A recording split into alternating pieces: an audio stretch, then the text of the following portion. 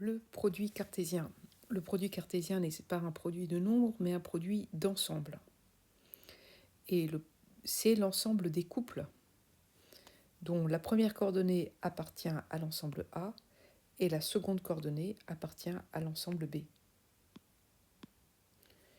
Comme c'est écrit ici. Donc pour définir cette notion, on va avoir besoin de deux ensembles. Et on dit que le produit cartésien de A croix B est défini de cette manière-là. Donc c'est l'ensemble des couples, tels que A parcourt grand A et B parcourt grand B.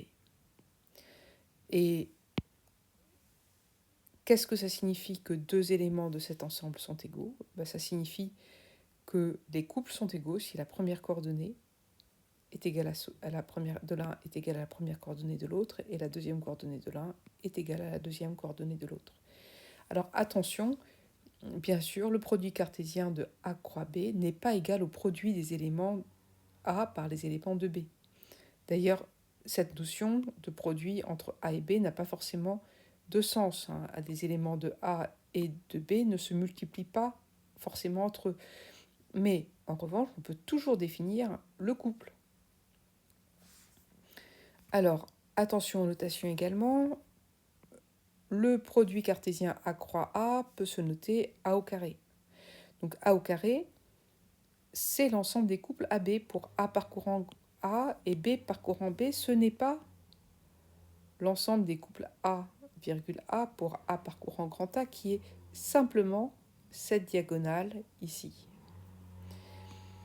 Donc ça, c'est l'ensemble diagonal. Ça, c'est le produit cartésien de A par A. Le produit cartésien de A par A est ce grand carré ici en rose, alors que la diagonale est seulement cet ensemble ici en violet. Alors, on peut généraliser ceci à la dimension n et donc considérer le produit cartésien de n ensemble. Et ça sera donc l'ensemble des n uplés. Tel que pour tout i, xi appartient à i. Et l'égalité dans ce cas-là, entre deux n uplés, signifiera que la première coordonnée est égale à la première coordonnée, la deuxième à la deuxième, et la énième à la énième. Et bien sûr, on introduit de même la notation e puissance n comme étant e croix e n fois.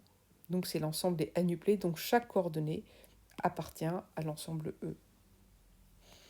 Alors on peut vous demander d'écrire des produits cartésiens en extension. Donc ici, ça va être l'ensemble des couples, dont la première coordonnée est soit 1, soit 2, soit 3, et la deuxième coordonnée est soit 0, soit 1. Donc ici, il y en aura 6. Donc, R au carré, ça va être égal à l'ensemble des couples XY pour X appartenant à R, Y appartenant à R. Et puis, vous savez que ça correspond un peu au plan. L'ensemble des couples de n de Q peut être écrit pour n parcourant grand N et Q parcourant grand Z peut être vu comme un produit cartésien des ensembles des multiples de 2 entiers par les multiples relatifs de 3. Et attention, l'ensemble des ensembles AB, donc si vous vous trompez, vous n'écrivez pas des parenthèses, vous écrivez des accolades, ça désigne tout à fait autre chose, parce que ça c'est l'ensemble AB, donc, qui vaut d'ailleurs singleton A si A est égal à B. Et ça n'a pas grand-chose à voir avec A croix B. Donc ici, on rappelle que, en fait, le produit cartésien a été introduit par René Descartes. Et René Descartes, il a aussi introduit le repère cartésien.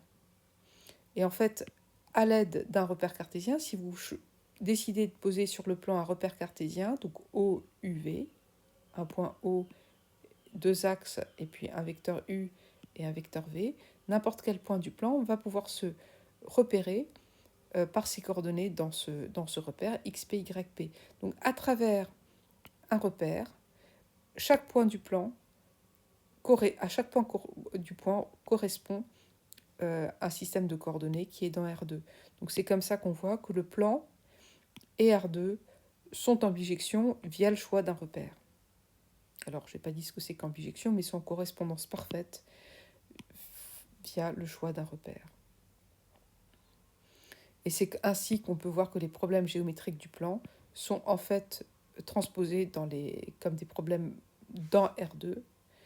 Et bien sûr, les problèmes, le choix du repère peut être déterminant pour résoudre un problème. Si vous choisissez bien votre repère, le